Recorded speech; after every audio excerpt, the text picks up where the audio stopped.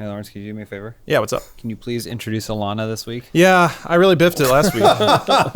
Turns out a host has only one and one only responsibility. That's to perfectly introduce everybody. But hold on. You know what you're supposed to do? You're supposed to ask them beforehand what they want to be introduced as. No, I did it before. So we haven't asked Alana, so with we other shouldn't people. introduce Alana. That's fair. We should ask her first. That's the rule. Okay. All right, hold on. Let me work my button wizardry here. Ooh. I really hope that's playing on video. Is it? It's fine. Everything's fine. Playing audio there. Yeah, That's Mike's. damn right. Our voice. That's Mike's. That's the mic. Yeah, there's so many audio sources. The mixer for it goes right off the bottom of the screen. Also, can you guys scoot a little this way? Yeah, that live webcam, it requires tenderness. Oh, I see. Hey everyone, welcome to an actually video gamey bowl of dude soup. We're going to talk about a video game today. It's the perfect intersection. It's annoying social justice issues and video games together. But no, I promise this is actually a really cool topic and a really cool game. And Brian Blessed's in it. I just noticed that. Did you notice Oh, yeah. Brian Blessed. He's the best voice actor. Is this the game that was the trailer that he was promoting? No. Or is that a different game? that? That was Oh, I thought it was a different game, but maybe it's not. Maybe it is this one. Well, whatever. He's back. Let me introduce everyone like I always do. It is this one. Yeah, this is the game. This is it. All right. This well, is from May. it's all wrapped around. Shit, There it look how goes. big his mouth gets. I am your host and always social moderate, Lawrence Sontag. And I'm joined by a panelist of social experts, sociologists, I'd call them, doctors. Oh, God, he is really swinging. See how big his boa is? Yeah. It's huge. This old Is he gentleman wearing is a singing. bow? No, his boba. Lawrence. Oh, his boba. I think Yeah. Lawrence's boa is huge. And I had to bike back with that. It was splattering everywhere. I'm a hero. I'm joined by three panelists. First off is we're gonna. You know what? I'm gonna call you the token person of color, Omar. Are you happy with that title? I thought that's what my whole point here was. James is me? Latino. Yeah, I count. Have we forgotten? I never asked James In what fact, he wanted it's to be. probably even harder for me because I don't have any of the benefits of appearing to be my own race. Okay? So I'm an outcast amongst my own people. Okay, well, we'll get to that in a minute. Obvious person of color, Omar. Daramos, welcome to the podcast, Omar. Welcome, thank you. The true Renaissance man. I think there isn't a single gender or race on this earth that isn't mixed up in this one human, making him perfect. Bruce Green. I can be whatever I want, whenever I want. I'm fluid. He's a racial chameleon. I'm race fluid. Oh boy, we've already started this off well. And what is it? Hidden Latino, James Undercover Latino. That sounds like a cool new movie starring Ben Stiller. Williams? You've got like a bald cap over your mustache. Pull it off. I was Latino this whole time. This podcast is brought to you by Beachbody and Hims. Two things that will make you a virile and attractive man. You can get a free trial membership to Beachbody On Demand by texting DUDE, D-U-D-E, to 303030. And you can get a trial month of everything you need to keep your hair from Hims for just $5 at 4hims.com/dude. Hear more from both of those sponsors later. And yes, since this is a two-sponsor podcast, it may not run a full 90 minutes. We'll see what happens. Hey, we're loosey-goosey here. Oh, there he goes. Hold on, I gotta hear this. Hey, that's him. That's the guy we're gonna talk about. Yes, your tenor. Hold on, I gotta... You're a tenor. Where are you? Is it this one? Is that what he sings? Yeah. Složitý.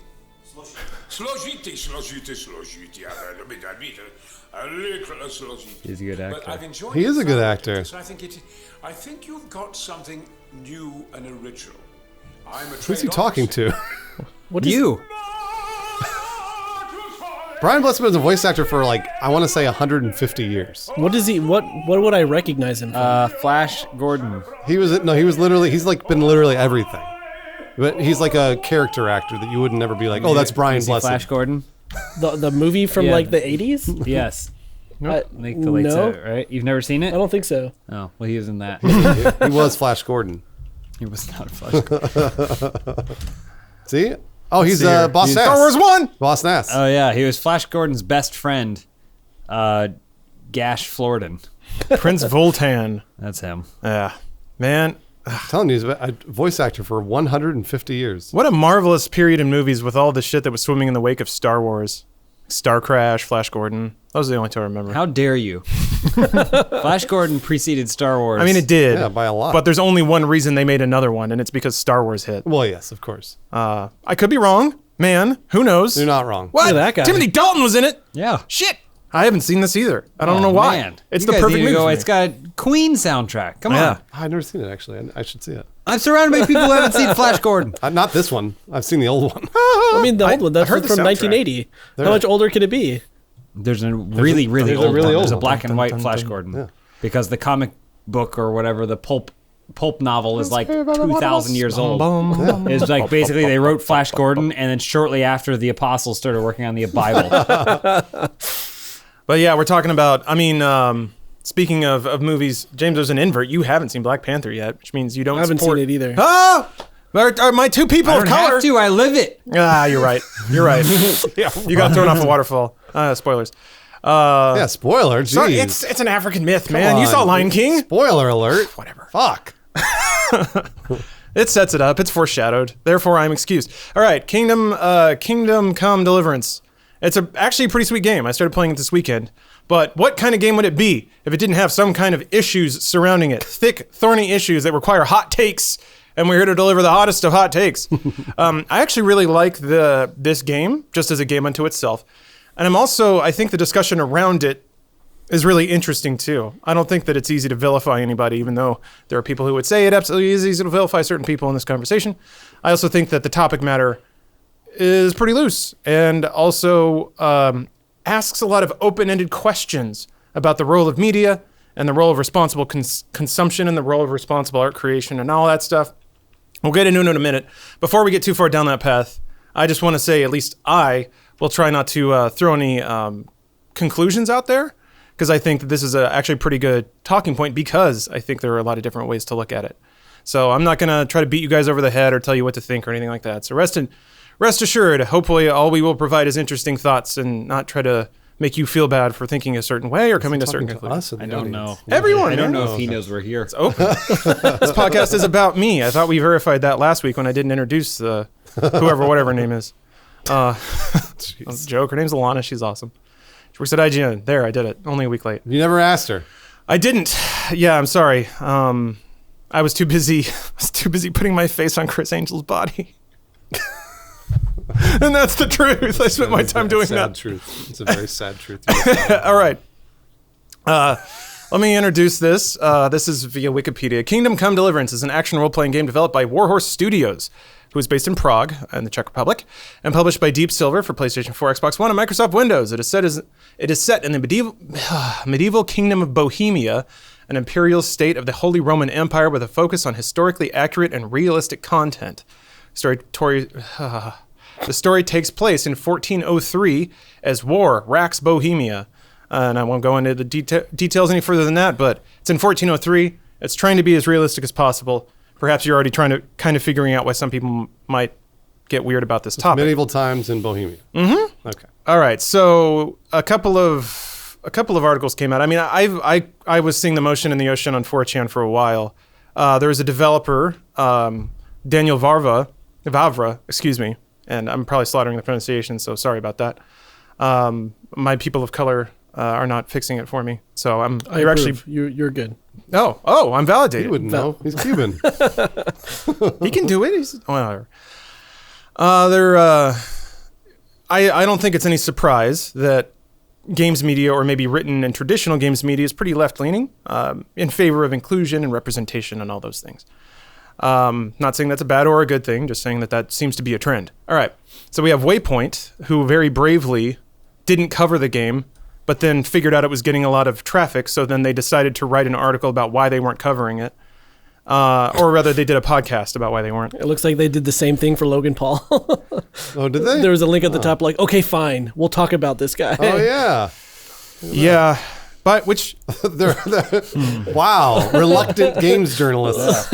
just by the way, if you're not going to talk about something, not talking about it means actually not talking about You're it. actually talking about We it. didn't do a podcast on Logan Paul, and we didn't do a podcast saying we're not talking about Logan Paul, because that's also the same. Whatever. You know, Waypoint, you do you. So anyway, they did that, and then Eurogamer wrote a review that's actually pretty interesting. They praise the game. They say it's pretty fun to play. It works really well. But there were a few excerpts that I thought were interesting. So here's a quote from the review. When Kingdom Come does succeed, it's peerless. The Elder Scrolls and The Witcher can feel flimsy next to the sophisticated systems and heft of history on show here. But there's also a big problem. There are no people of color in the game beyond people from the Cuman tribe, a Turkish people from the Eurasian steppe. The question is, should there be? The game's makers say they've done years of research and found no conclusive proof there should be, but a historian I spoke to who specializes in the area disagrees. And then there's a block quote basically explaining that, yeah, there were people of color moving through that area, but probably didn't settle there, at least not in volumes to potentially justify their inclusion. The Eurogamer writer summarizes it this way. Instead of challenging the Dark Age it reinterprets 615 years later, the game seems to delight in it. Instead of seeing notes in the margin of a history book, we get what feels like a glossy pamphlet advertising an escape into an oddly romanticized past. And it's that, ultimately, which makes me too uneasy about Warhorse's work to be able to recommend it. It does remind me a bit of, I think there was, when Polygon reviewed Bayonetta, as I recall, most of the reviews like, this game's awesome, but also it's really sexual and that makes me feel weird. So like they gave it they docked it because of that. And that's a hyper simplification. Arthur, if you're listening, you're probably not listening. But yeah, Bayonetta's cool and you guys should play it. Just re-released. So as far as I can tell, the crux of the story is that, or the crux of the issue that people take with it, is that there is potentially historical evidence to say there could be people of color in this region. But they also had historians working on the game themselves. Mm-hmm. It's Warhorse, right? That's correct. So then it sounds like two historians disagree. A bit. And who's older? Which historian is older? Because then they were closer to the truth. Measure their beards. I think if I were to boil it down, what I read between the lines is the history suggests there could have been people of color. Sure. And the developers could have chosen to include them. It would have been justified. It would have been justified to include them, but they didn't. In addition, the way that the game sort of treats women is also a little suspect. I mean, I think it's fair in its depiction in that, yeah, women had it pretty fucking rough.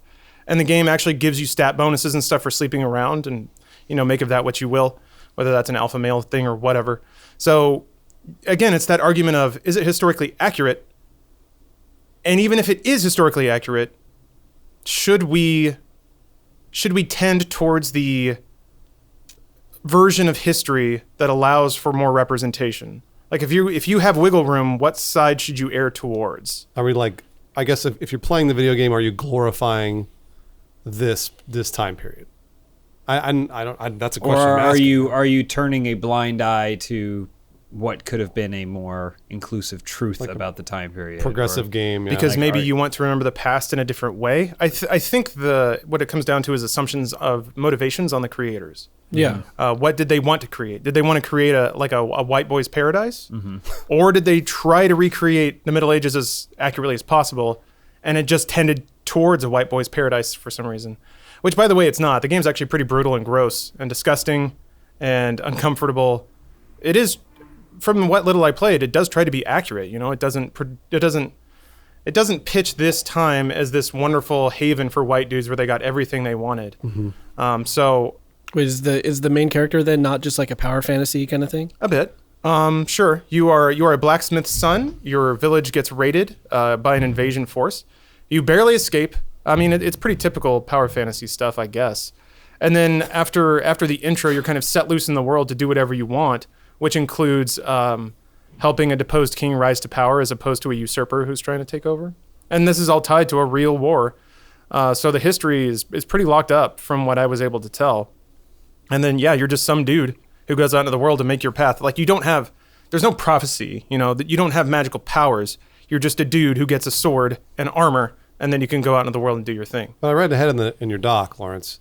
Is there some guy that's apparently pro Gamergate that helped develop this game? Yeah, that's like a whole separate issue from this other stuff, though, isn't it? Sort of. So that's when it gets confusing, and that's when people start to question the intent of the creators. So yes, Daniel Vavra, he's got a Twitter account that can be pretty colorful, and people. That's the thing, though. People dive on him because he said like pro Gamergate stuff. So then they're going through all of his liked tweets and they're finding that he's liking all this alt-right stuff, Pizzagate stuff.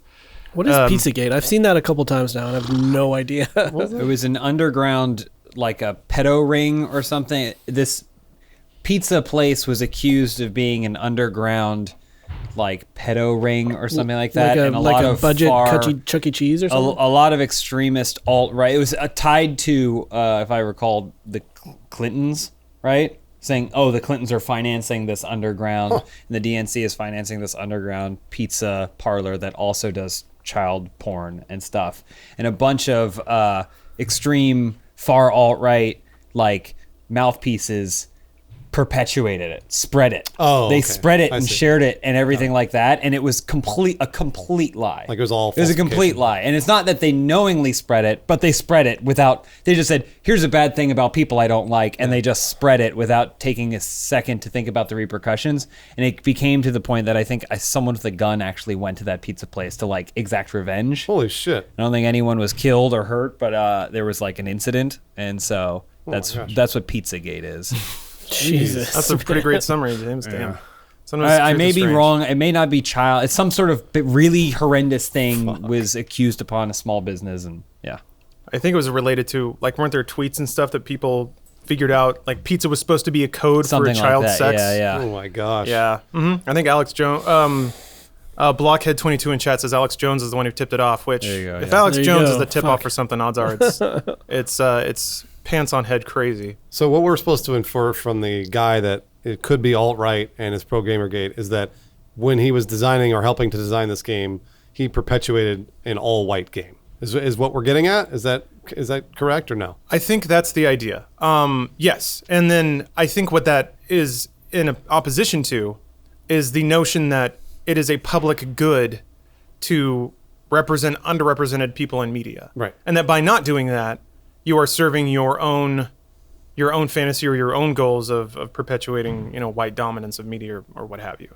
So I believe that those are kind of the, maybe not explicitly stated, but the two sides to the forum clashes over this game. Mm-hmm. And there aren't even that many clashes. It's like the people who like this game tend to huddle up on 4chan, and the people who don't tend to huddle up on Reset Era and NeoGAF, and they just sort of post screenshots and laugh with each other, pointing at the other people across the way. It's the same old thing on the internet, I guess.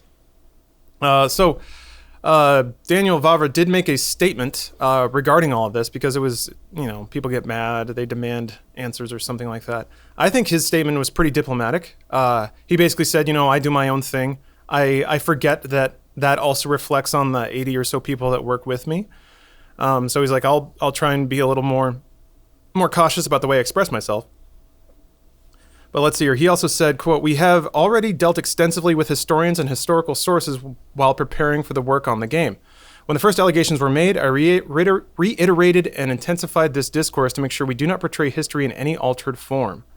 And this is a bit earlier. Of course, the situation at the time looked more heterogeneous in some other countries whose coasts have been heavily traveled, for example, through maritime trade. The people of Bohemia were certainly also aware that there are people of other color skin or descent, not least thanks to the representation of biblical persons or other works of art. However, it is more doubtful that under their normal living conditions in rural areas in the KCD as authoritative ever had direct contact. I lost the thread a bit there. Apologies, but yeah, the Bavra's pretty insistent that they did all the research and that their depiction of this area of the world at this time period is not inconsistent with whatever history has remained intact. So I guess the more open-ended question I'll pose to you guys is, personally, how do you feel about... I feel like it's kind of the Woody Allen movie situation, maybe not so cut and dry, but do you feel as though creators of media or creators of art have a responsibility to acknowledge context? Or do you feel like, as a consumer of creative output, do you feel like you have a responsibility to consume works from those people who have worldviews and agendas that align with your own? I think different kinds of media is really important. I think if it's a writer-director who you don't necessarily agree with on a personal level, and you don't want to partake in a film that is at all vaguely related to some of the issues on which the writer-director is is accused or associated or whatever. Like a Roman Polanski or something, yeah. just like something. I mean, he's not even accused; he's guilty. But but like that's someone who has pretty close to complete control over the product on which they're putting out there, and can push their own personal viewpoint through said product. I think I've always thought video games are more complex. Like the creator even mentioned, it's a team of 80 people. And I'd be surprised if he managed to wrangle out the most racist game developers in the whole industry and get them to work on this medieval game that for all intents and purposes doesn't seem to be overtly political except for the lack of inclusion. I don't know that was necessarily agenda doing it, though I think someone with those kinds of feelings, feelings that maybe inclusion aren't important or whatever, I'm not going to speak for him, might be more likely to make a game and forget along the way that sometimes you can improve this world by allowing more people to access it and appreciate it. And to me, that's what I think happens here. I think if you don't want to play this game because of the message that you're the blowback that you're kind of getting from this guy and the things he's said in the past and the people he's admired or responded to, I think you're absolutely justified. And if you just want to play it and not get bogged down in it, I think you're justified in that too.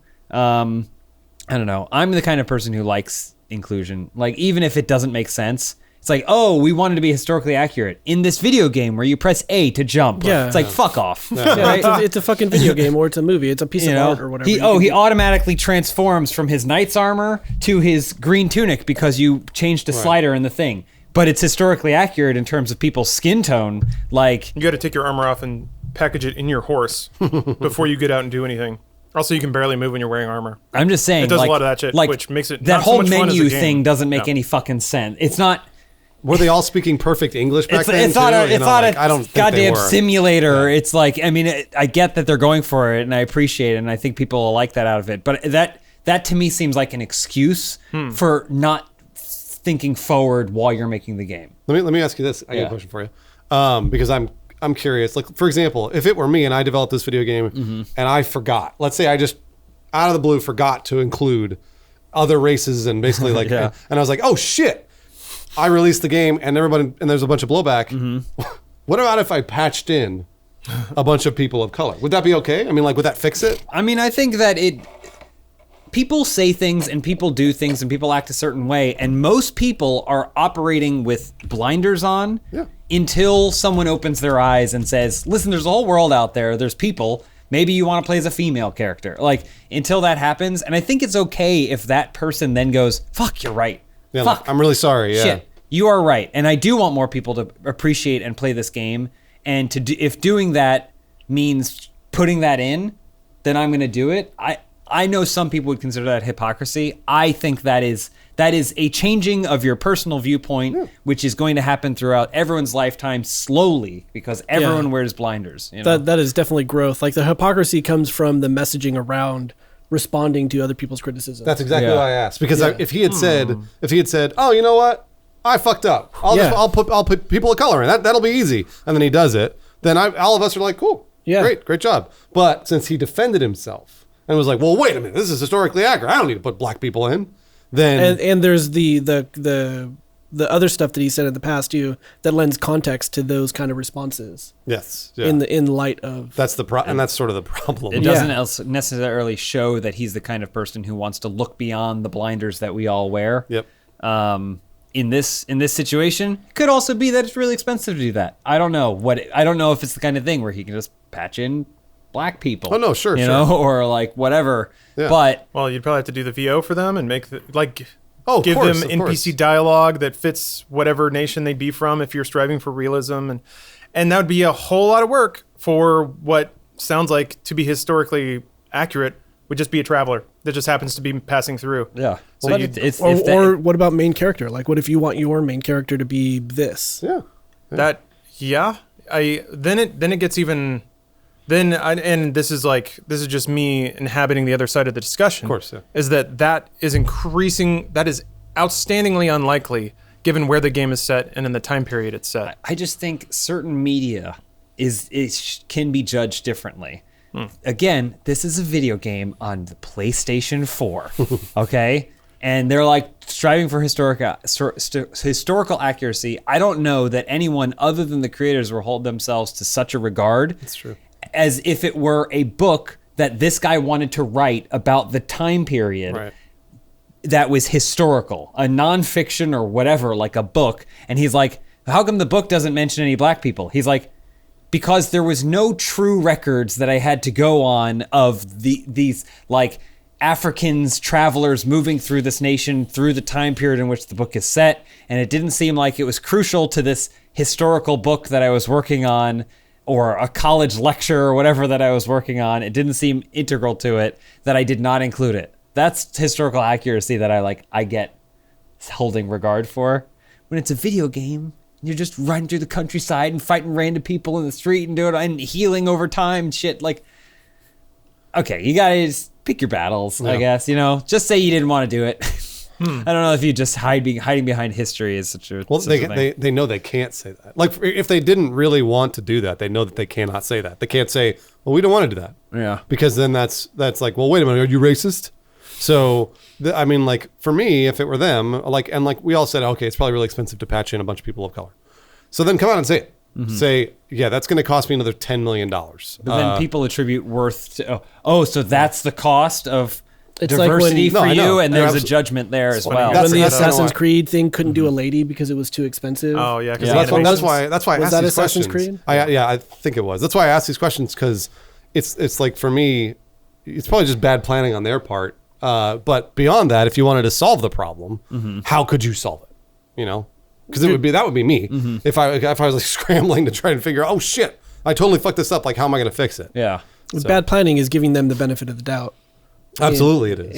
In the messaging of this game or whatever. No, and I'm trying to, but like Lawrence said, the more that like you find out about that guy, the Vavra, the guy that was working on the game, then you're kind of like, oh, I don't know, this was bad planning. I also think most human beings just don't inherently go through life thinking that they're doing something wrong and they're hoping they're not going to get caught. They just think they're doing the right thing in every single scenario. And so you basically have to be able to show yourself, oh, maybe this wasn't the right thing that I thought was right.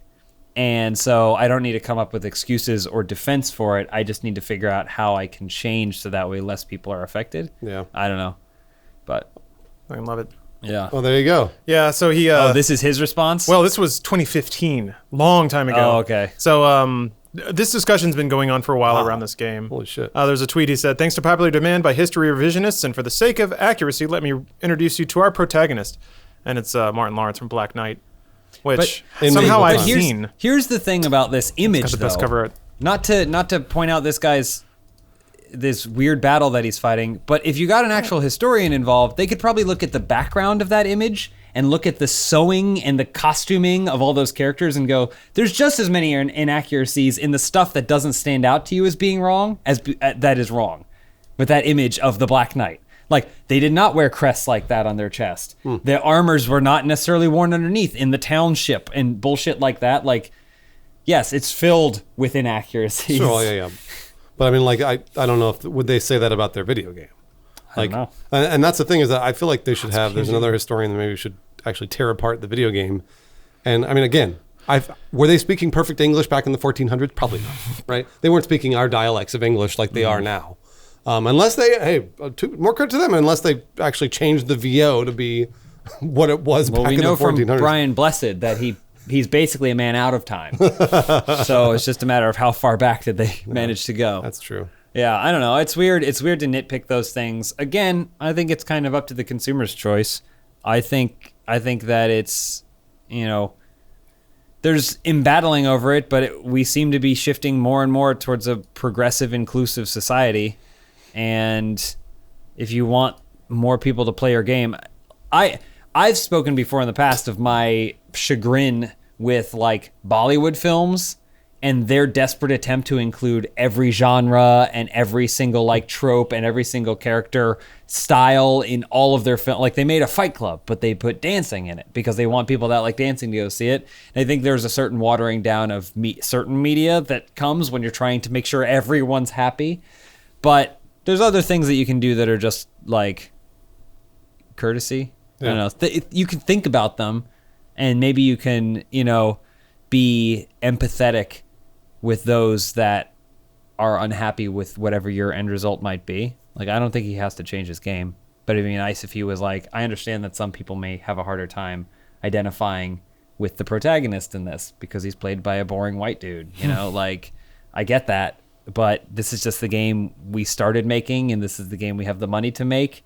And in the going forward in future projects, who knows I love history.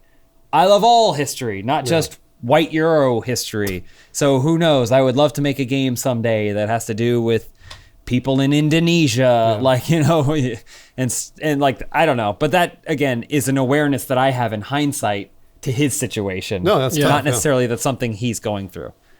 Well, on the subject of, so in his statement that came out about a month ago, he also, Daniel, did acknowledge and state, here is why I support Gamergate or whatever. And he, in that, I think, made some comments about artistic creation and creative expression that are pertinent here. So he says, quote, "My point of view to Gamergate, I have stated in various interviews, among others, at Kotaku. In summary, I would like to say that for me, at heart, it was always about the freedom of speech and the freedom of opinion and thoughts. The freedom for artists to create art free of political influence. For me personally, and I speak only for myself, should the artwork initially always be seen free of political or ideological views, unless the art clearly and aggressively communicates racism or any form of discrediting of minorities. Such messages can, do, and will not be good, not only me, but our entire team." I think the translation's a little funky there. Yeah, I mean, he probably speaks like very broken English or something. But I get, I think it goes back to the old chestnut of like, you can espouse freedom and like, if you are expressing yourself, no one, I get the pushback against, well, why are you telling me what I can and can't say or can and can't do? I'm making this. I'm the one making it. You have no right to come in here and tell me how to like spend my budget or draw my art. Yeah, but once he opens it up to the world, then the world gets to express their thoughts on his art. It's a really good point. I mean, absolutely. That's the number one rule you learn whenever you do anything that actually reaches that has some sort of reach in the world, is all of a sudden everybody's commenting on what you're doing. There's a situation, I completely agree with Bruce, and there's a situation that I think about a lot as an example of, how Tupac and Michael Jackson are still making new music? Okay, yeah. Because they went into a studio once and they put down lyrics on some sort of song, but they were like, this song isn't worth releasing. Yeah. And so I never made it, except after they're dead, someone goes, well, they got nothing. They're not working on anything. They're slacking off and not working on anything new. So we have to take what we already have. And then they release that. I always thought if someone went to Michael Jackson's grave and told him how much they hated a song that he released in 2015, then they're a fucking idiot. Right, yeah. Right? Yeah. But they could criticize Thriller all they want. Because he was around. Because he put it out there and he said, here you go, here's Thriller. But if he just sang something into a microphone, like, maybe I gotta figure out this song, maybe see how it sounds. And then he goes, oh, that sucks. But then someone else after the fact was like, sorry, we were recording, I'm gonna use it. That's not Michael Jackson's fault. Right. This is a thing that this guy worked on. He said, okay, it's ready. I'm going to put it out there here. And this goes for almost any art or whatever. It's ready. Here you go. I'm out. There you go. Voila. Then there you go. Then now it's for the rest of us to decide what we think. Absolutely.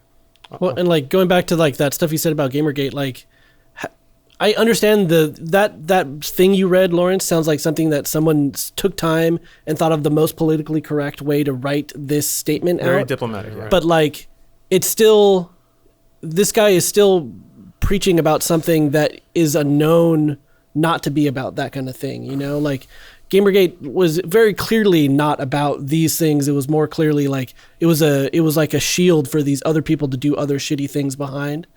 And to have that opinion, but still use like the Gamergate as a tag for it is he's choosing a political way to say a shitty thing. There's an affiliation there. Yeah, like he's still affiliating himself with this shitty thing, and he's not choosing not to. It's just weird. Why don't you just say you're free? You're like, you don't have to say you are pro Gamergate but only this portion of it. Yeah. You can just choose what you like from it and then say that's what you are. Yeah, he doesn't have to associate with that stuff, but he's choosing to. It's a weird, in a very politically correct way. It's similar, honestly. That thing about what his response about the Gamergate Association is very similar to his response about the game itself, which he's already come up with his justification for it, and as opposed to saying like, "Oh, this is," I don't think he has to say what I did was wrong. I think there's some people in this planet who have to do that. A lot of people are just shades of gray in between, and they can just change to try and better themselves. But it doesn't seem like he's willing. He's already come up with his defense. He's not willing Before you even get to the point where you want him to defend himself. And so that's always kind of interesting behavior patterns. These are just two examples that I've seen. I don't follow this guy's body of work on Twitter or I don't anything, know him. But these are two examples that are pretty much identical with one another. and they stand out. I mean, there's definitely something that you can see, a pattern you can find there. Yeah. But we're doing to him what he hates, which is we're judging him on only a few things. And he's like, well, hold on a minute. There's lots of reasons why I can and it doesn't matter. Yeah. That's the problem, is that once you open yourself up to it, There's just it doesn't, unless you come out and say, have a dialogue with a lot of different people, this is the way it's going to happen. if your friend is having a New Year's party, this is a great example because it's totally not extreme. If your friend is having a New Year's party and there's going to be a lot of new people there that you're interested in meeting, but you decide to show up with a ball gag and a gimp suit, except your cock hanging out, and you show up and everyone's like, "Oh my god!" and no one wants to talk to you, except that you're going, "Boy, you're a personality." I see. I get it, you might. But I don't want to get near you because you have a ball gag and your dick's hanging out at this New Year's party, and it doesn't seem appropriate for everyone else here. Yeah. To Daniel's credit, a couple things is it's not 100% all the time full blast with him on social media. He said a couple things here and there, and then when people call him out on it, he will defend himself, so that prolongs the discussion and makes him seem maybe a little more vociferous than he could have been. But that's just how it goes.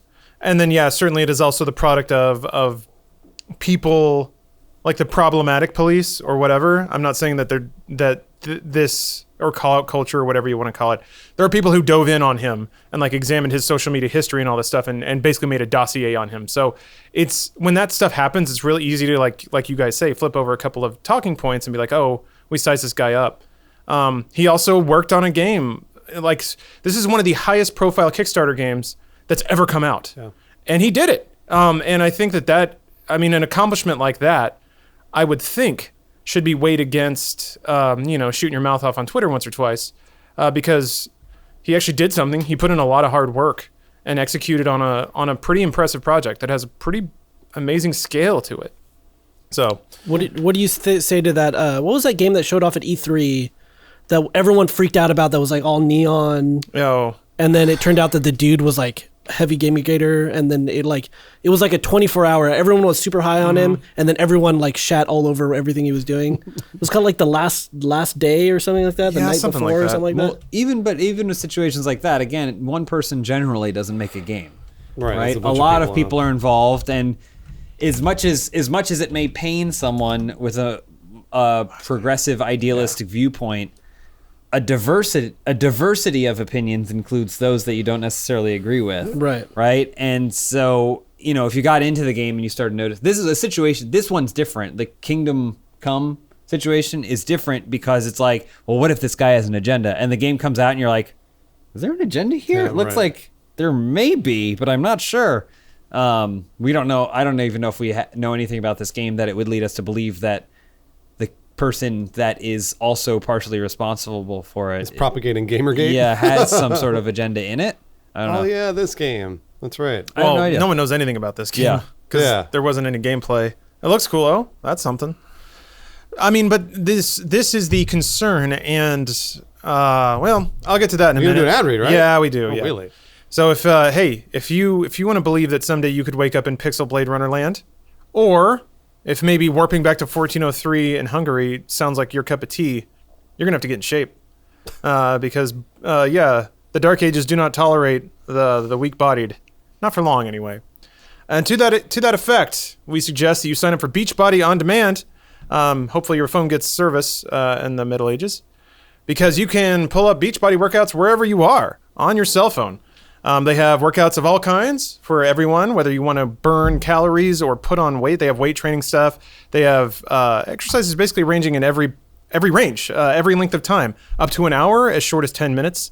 Wherever you are, whatever you're doing, you can squeeze in some activity with Beachbody On Demand, and that's kind of the point in a weird way. You know, we're all hairless apes wandering around. We're used to scrounging for food and running away from predators all day, but now we have video games, and that doesn't do so well for our physiology. So let's say you're playing Kingdom Come Deliverance and you got to travel across the continent again, pack up your armor. Might as well get up and do some push-ups, do some Beachbody workouts.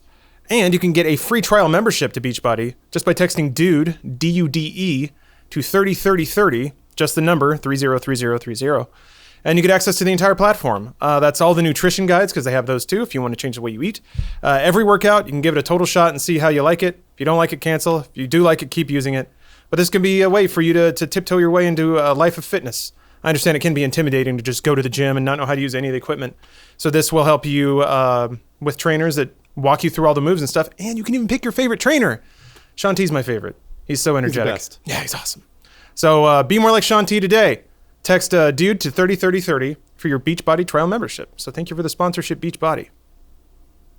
All right, I guess on to my previous point was, and maybe this is when it starts to get tricky, and this I believe is pretty subjective, and even that belief people will have issue with. But do you believe that media shapes our world, in that the types of stories and the human stories that are depicted then bend people's perceptions about how life should work and the way they treat other people?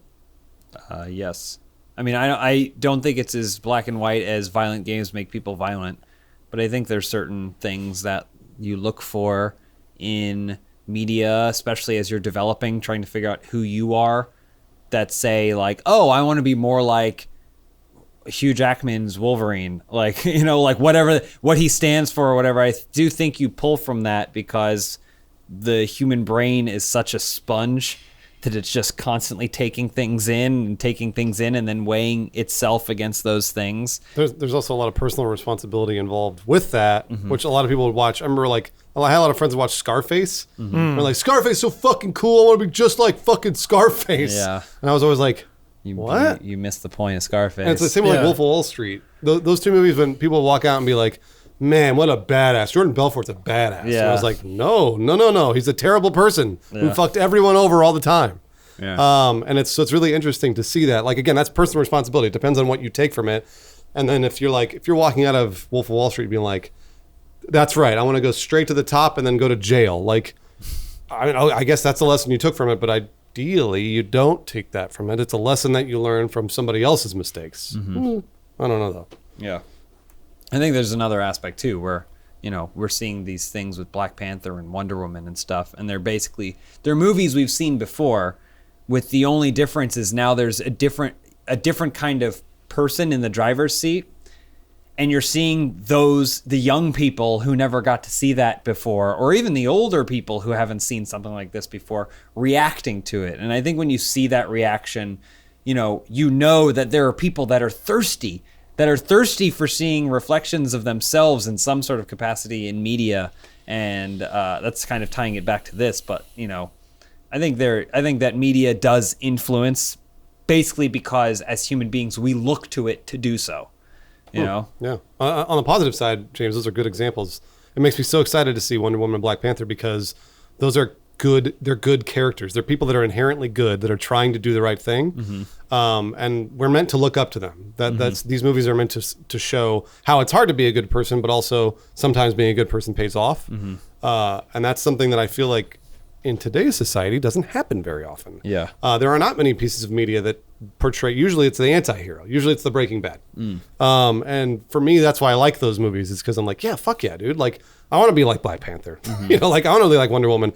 I want to be like the the couple in Friday Night Lights. Because they're like everybody around the Friday Night Lights characters are kind of shitty and like they kind of fuck up a lot. But the married couple, I cannot for the life of me remember the names of them. But they're so great. They're always good. Mr. and Mrs. Lights. Mr. and Mrs. Lights. That's right.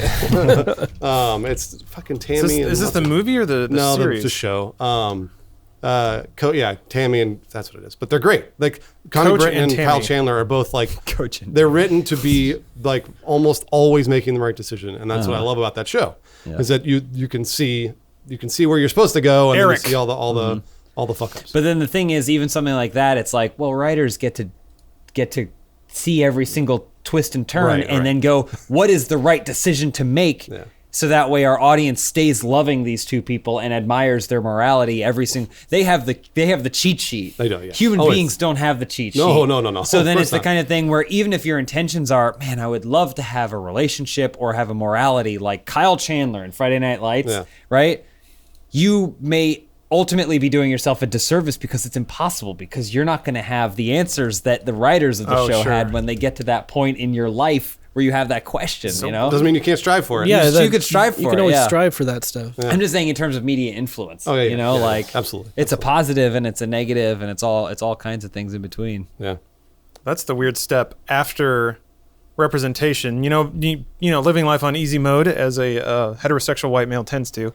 I was awash with positive role models as a kid. Oddly, the one I remember the most is Geordie LaForge. So make of that what you will. You know, he was a nerdy guy. He worked with machines. He was good at it. He had trouble getting dates. A lot of carryovers there. And also, you know, Billy. Any of the smarter characters in any entourage was always my gravitation. At any rate, well, that probably, you know, there was no A/B test, so I can't see the mirror version of myself that didn't have those role models. But while I'm fairly certain that was a positive force in my life, the next step is also weird and difficult, where you have to separate your worldview from the one that media taught you. And I feel like I'm waiting for that conversation to start happening in mass, which is that, yes, media representation is important and it does good things for people. But then you also have to then grow beyond patterning your life off of the stories that you see in media, which is that good things happen to good people and bad things happen to bad people, and that stories flow in arcs and that you are the main character of everything. I think once you start to realize that doesn't fit, then you start to sort of branch away and build yourself instead of just making yourself an amalgamation of all the character archetypes that you like, which is also super challenging. And I don't know if it's possible to skip the middle step, you know, where you just take bits of media and incorporate them into your own self. Well, that's what you need to look at the people around you. The society is supposed to help you with that stuff, right? Like, isn't the point of living in society is that we're all working together to make the thing that a better place? Yes. So you take what you learn from movies and TV as a kid and cartoons and stupid bullshit like that, and you use that, and then you have your parents and people around you, and they're supposed to help you, guide you through, so you can start making those cognitive like connections on your own of what is good and what is bad and stuff. And I feel like that society part is where people fall or fail to make that leap, is because there's a lot of people who feel like it, you know, that's your deal, you figure it out. That's called moral relativism. and that's a lot because there are obviously shades of gray on that, but that's kind of what it is, which is what you're talking about. It's just like, well, no, wait, hold on, there's no wrong answer here. Everybody can do whatever they want. Well, that's not actually the case. Well, it's not even that. It's just like, that's not my problem. That's your problem. You figure it out. You know, like, how about, you know, help me figure it out. Calibrate. Help me calibrate whatever my thing is. I always get really, Lawrence mentioning like pulling in media, but then figuring out who you actually are. One of my, it's not a pet peeve. Pet peeve is not the right word, because that sounds like it's like frustrates you, but something that gives me intense sorrow is when I meet someone that does a gesture that only makes sense in anime. What do you mean? Give me an example. There's people that I've met. There's the bashful behind the head This is the most obvious. Yeah. People do that? It's an anime thing where they go like they like do Yeah, this. there's a lot of this They stuff. like close their eyes. It's an anime thing that I've never seen human beings do outside of anime unless they watch anime and they do it. But it's weird because they're learning their emotional gesturing from something that's designed to be 10 style. degrees Yeah, beyond it's a subtle caricature. because of the nature of the medium in which it is, and it kills me because I'm like, you are mimicking. You're not finding out who you are or how you actually feel about this thing. It doesn't make you feel bashful, right? What does it actually make you feel? You're just saying it makes me feel something, and the only way I can go is to the furthest point. That's much to the Scarface thing that I was talking about earlier, where like friends would talk about like, oh man, it'd be so fucking cool to be a drug dealer. Oh, and I was always like, what? Yeah. Like, no, wait a minute, hold on. Like, and I've heard since then, when I was a teenager, I've heard that so often where like it's like people are like, man, it would be cool to be in the mob, and they're not joking. Yeah. They're absolutely not joking. And that makes me go, Yeah. you know, like I don't know if that's it. Oh boy. To me, that's that's when somebody can't separate the feeling of a story from the reality of it. Oh, So the yeah. feeling of Scarface is, dude, nothing but his own like wits, makes a go of it, rises to the top of a well-established criminal empire just by being crafty. I think that's the thing that people find appealing. Sure.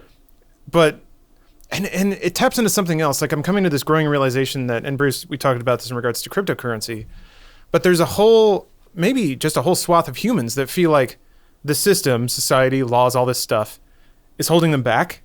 And if all of those rules were tossed out, they'd be king of the pile. Oh, I see. I feel like doomsday preppers are kind of like this. If the reset buttons hit on society, they want to be the ones with all the canned beans, and now everyone has to do what they want for a change. I feel like that's a weird undercurrent of the Scarface phenomenon, which is that young dudes are like, man, if I didn't have to follow any rules, I'd own this place. Yeah. And they don't realize that there are sharks that will eat them alive, and those rules are actually protecting them, but hey, whatever. I feel like that's in regards to crypto, the people who are like, if we just hit the reset button on the capitalist society, I'll be on top. And then, they want to get in early, so they get in a bunch of mining farms and stuff. Yeah. And then they get scammed and hacked, and how could this happen? I don't know. It's fun to Humans are see. humans. Yeah, because they will fuck you. That's what happens. I love it. I don't love it. I mean, it's never good when somebody gets fucked. More to the unless it's a positive good side kind of what fucked. Omar was saying before, though. I was excited about after Black Panther because I thought about Black Panther and Wonder Woman together, and I was like, man, isn't it cool that we live in a society where we get these movies that are like, and I say in quotes progressive because to me they're just people, they're just characters that I like to watch, regardless if they're a woman or black or whatever. And I was like, it's really cool that people now, so like a lot of people are saying, oh, our society sucks, it's the worst, it's going downhill, blah, blah, blah. But then we have movies like Black Panther, Wonder Woman, and that kind of media that I'm like, that I feel like are positive for everyone. Mm-hmm. I feel like they're positive for every single person on earth, not just black people or women or white people or whatever else. Well, also because those are the movies that it should be commonplace or whatever. It shouldn't be outstanding that there's a movie like Wonder Woman or Black Panther, but because it isn't, and people are making those movies and causing conversations to happen, and just illuminating a lot of people who don't know any better. That's the positive that comes out of all that stuff. Is Meteor Man came out like 20 years ago. And I saw it in theaters. I loved Meteor Blank Man came out like saw it in 20 years theaters. ago. Yeah, I loved it. I love those movies. And in Blank Man, you have the black, and then you also have the autistic. Yeah. It's everything. So I mean, like perfect I haven't movie. seen Black Panther yet, but from the trailers, I'm led to believe that he's a pretty cool dude that people like. I mean, Imagine for the most being part, a nerd Yeah. like Blank Man and overcoming that too. or having your power be to absorb books. Nerd. Well, when I was a kid, I saw Blank Man is and that what Meteor. his power was? Meteor Man, dude. Meteor Man was, yeah. yeah. When I was a kid, I saw those movies, and I never thought about them being black. I just thought of them as being cool people. Yeah. I was like, man, these people are cool. And like, so as I got older and I started seeing there's more context to those movies, obviously the movie makers knew that. Mm-hmm. I didn't, but they affected me. I mean, I remember the marketing for those movies were very much like they were on right before In Living Color. Oh, yeah. You know, like yeah. it was 'Cause I watched never it in Living on. Color. It was never on during like I Dream of Jeannie or the Brady Bunch Yeah. or whatever. You know, it was But I like- went and saw, I watched Yeah, it I in know. color too, so I yeah. loved it. Let me throw this out So there. you already kind of had to be you were already out of your blinders to come across those movies Apparently, at that point in time. yeah. So that's how you were.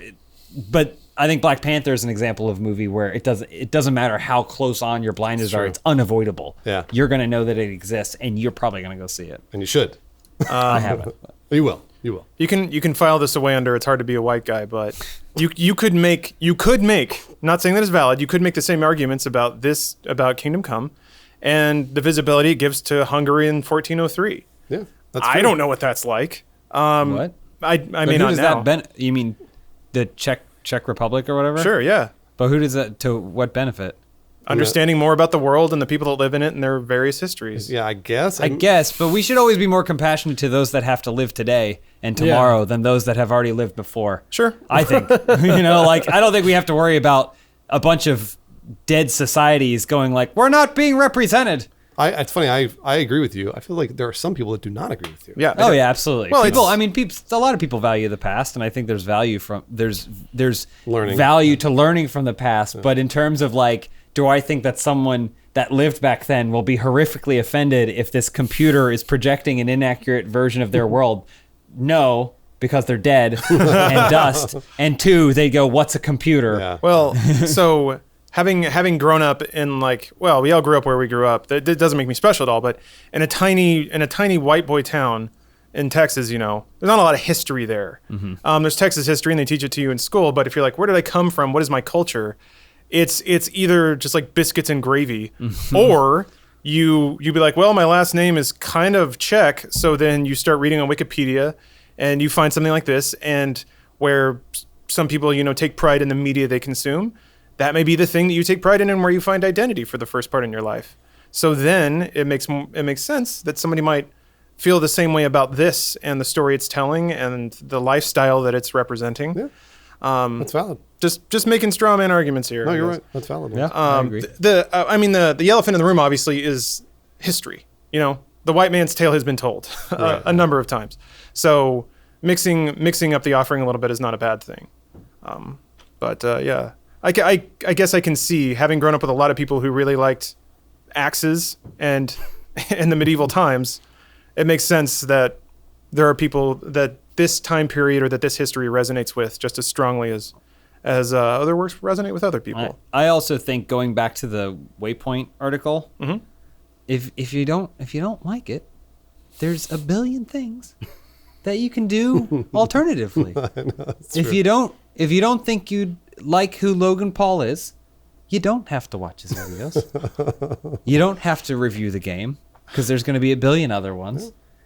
And you can play anything else. If your job is to get those eyeballs, that's the fun conflict. When you have to both satisfy your self-imposed standard of moral reporting, but also chase the eyeballs and where they're going. Yeah. That's when you get, we're choosing not to do this, and here's a whole article why. You take that Trump endorsement, even though he shit all over you. Oh, yeah. Oh, man. Mitt Romney. Oh, Mitt.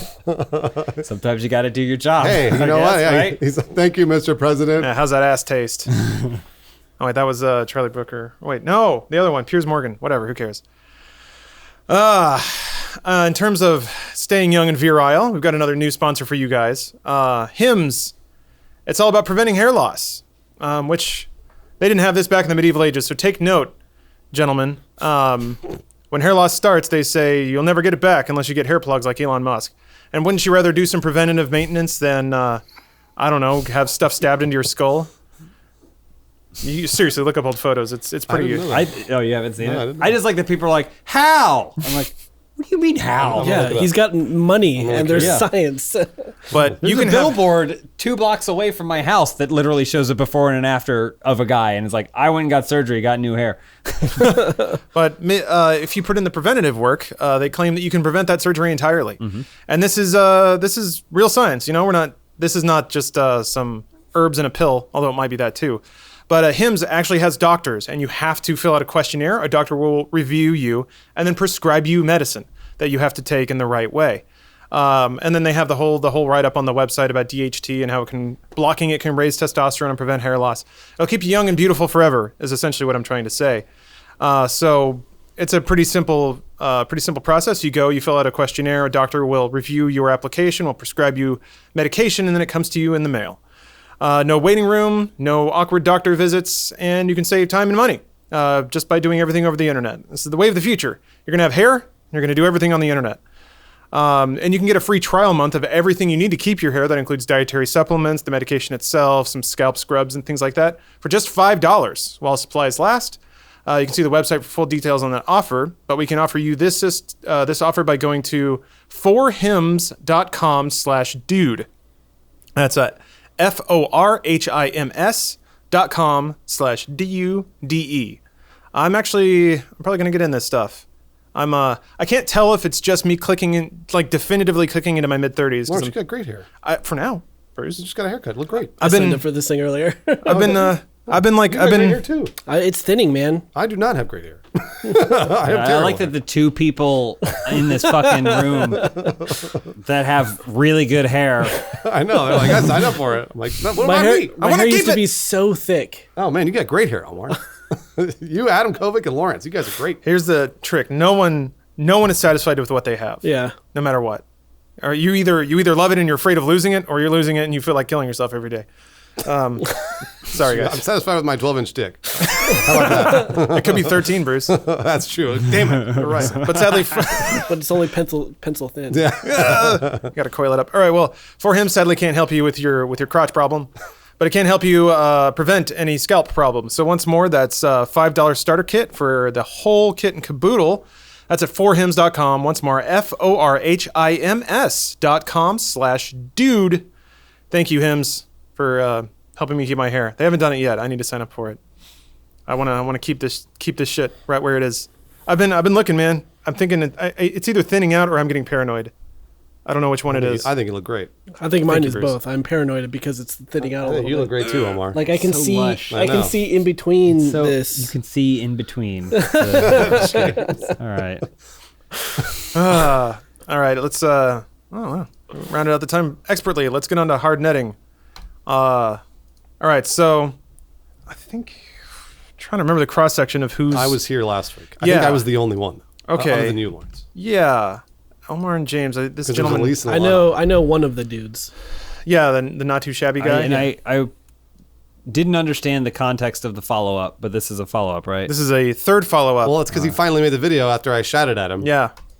It's this Funhaus guy saying I'm an internet comedian. There's a gentleman, an internet comedian. Not too shabby. Oh, we love you. I think I already know what his channel is. He sees things and he goes, "It's not too shabby." You got it. You absolutely got it. Sees You nailed anything it. and everything. Up and down. Not too shabby. I made him. I also made him our one recommended channel Yeah, on you Funhaus. you boxed him. Nice. Nice. Yeah. So yeah, it's It's my blow-up bag. Oh, that's so sad. Not too shabby. I think he's traveling. He travels a lot. He does travel a lot. Yeah. We'll give him the benefit of the doubt and assume that he has a full normal bed. Mm-hmm. You know, the family. This one's my favorite. It's the Family Dollar store. Not too shabby. That's It seems like how many good family videos does he have? Like a bunch. he has almost 1,000 not too shabby. Can you click on the most recent one, please? Oh sure. I just want to see something. Snowy day. It's a wonderful snowy day. Not too shabby. That little shake. It bothers me that after 1,000 times doing this, he still is to having transfer trouble hands. getting his Turning it hand- around, yeah. setting up the framing beforehand. Like you'd think you'd figure out how to get your hands that way. All you got to do is flip it or whatever. But Here we are on Highway I think that 96. lends to the realness.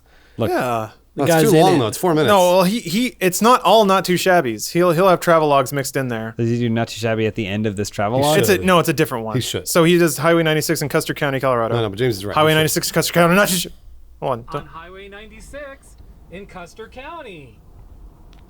Not too shabby. That means he's not driving, Yeah, by the he way. wasn't Somebody driving. else is driving. Thank God. He's got a bud. There's a dude that shows up in some of his videos. And yeah, the community already green screened him not too shabbying, so you can just drop him on top of whatever you want. Somebody made a Snapchat filter thing. Oh, that's out of awesome. it. That's a great idea. I love the internet so much. I know, that's a great idea.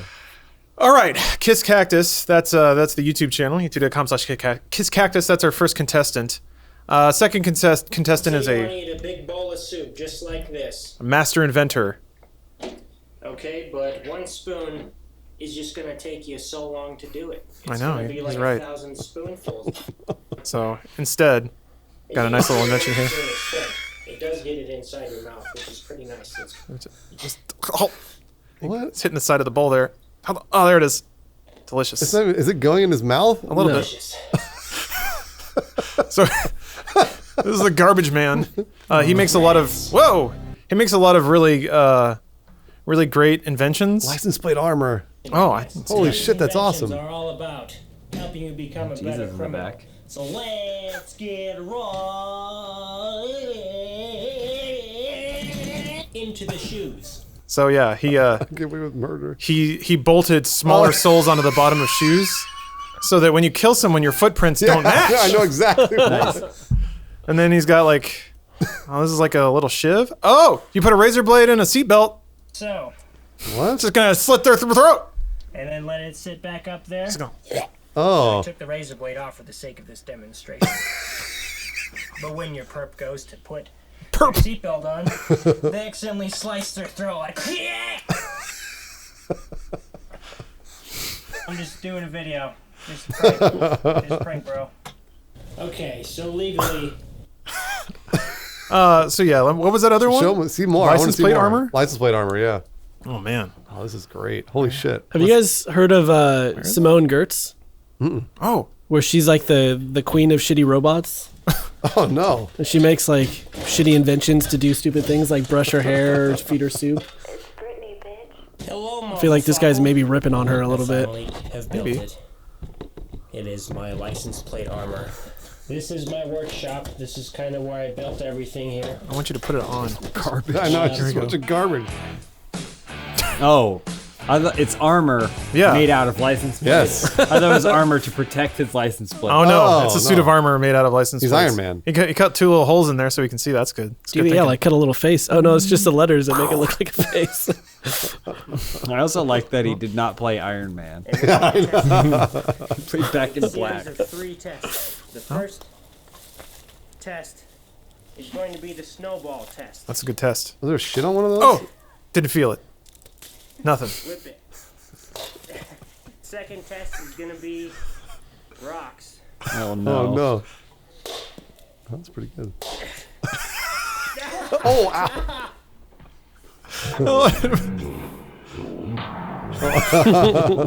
At least they had the top part. Thinking. Test today is going to be the metal pole. Just throw it. Metal pole. I'm ready for you. Protect your hand, dude. It Jesus. worked pretty well. My shit's still held together through the through the snowballs, through the rocks, and through the metal pole. Oh, this is what people in Utah do. So great. What do we need? Man. So we got, this is a tough one, you guys. There's 2 brilliant thinkers this week. Yeah. Not Too Shabby versus a master inventor, the garbage man.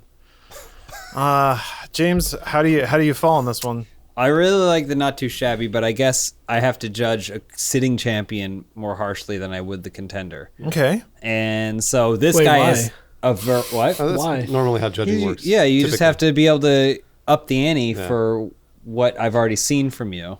And so while he has something that works, I think I have to go with the garbage man because of just so much, just the wealth of content and information he's producing. Go with Omar next. Okay. Okay. You want to be the decider? I kind of already know what I'm House. voting. I'm curious what you're going to vote. So you're like, okay, Omar, what do you think? I'm voting for Kiss Cactus because okay. his joy brings me joy, and Okay. Simone Gertz does shitty robots better than this dude. Uh-oh. I don't know okay. who that is. That's I don't know who that is either, which is why I'm voting for the garbage man. Oh, okay. I'm only voting for the garbage man because he actually does have to make things, which I appreciate. So he has to make a funny video and also make something that is content inside. Whereas Not Too Shabby Guy just goes somewhere and shoots it. Mm-hmm. You're great, Not Too Shabby Guy, Kiss Cactus. But this is better because he's making things. So Interesting. I'm voting for the garbage man. All right. This is a piece of cloth that he's. What is he even doing? It's the dry fap. Table, and just hope I don't hit it. Dry fapping is hitting your finger with a. That's a fun game. Yeah, I think he's just A drunk. little closer, I hope. I want to say he's just drunk. Oh shit, that was close. I even felt that one. Yeah, that's all I have to say about it. H3H3. I heard you got the fish bowl. He's just bored. Yeah, I know. Yeah. I'm pretty sure he's drunk. Yeah. Well, whatever. Okay. Garbage man I love is it. the new winner. I love it. You know what, audience? You're the winners for having us talk to you one-sidedly for yet another week. That's right. Pat yourself on the back for being orange juice, vodka, and chili cheese dip mixed drink. Do it. All right. 37 seconds. Oh, that is God, fun. it's Utah. That kid is high off his ass right now. Do you see his eyeballs? Yeah. His eyeballs are barely inside his head. Oh, gross. All right, well, they're going to drink something noxious. Please don't do this to yourself. Why does it keep lagging? God, I don't know. But hey, I congratulate you, audience, for doing this to yourself, listening to this podcast. I appreciate, oh God, he's drinking it. Oh God, he's spitting it out. Oh, it was in chunks. I appreciate you guys joining us this week. If you're watching live, stay tuned for the post show. That's coming up right next. If you're not watching live, hey, thank you. And if you're feeling saucy, recommend this to a friend. Hopefully we discussed all points in a respectful way. That's all I can hope for. And I guess we'll see you next week. So bye, everybody. All right. Bye. See you later. Absolutely masturbation. I mean, sometimes it's both. I was thinking about how There's no better way to... That is the most... I think that's the worst place. That's the most hygienic place. But it's a place of waste disposal. Sterile. He has a picture of Jason Statham framed in his bathroom, so... Oh, that's different. I get why. Yeah, see? Now it makes sense. See, I thought you were pooping, and I'm like, oh yeah, I couldn't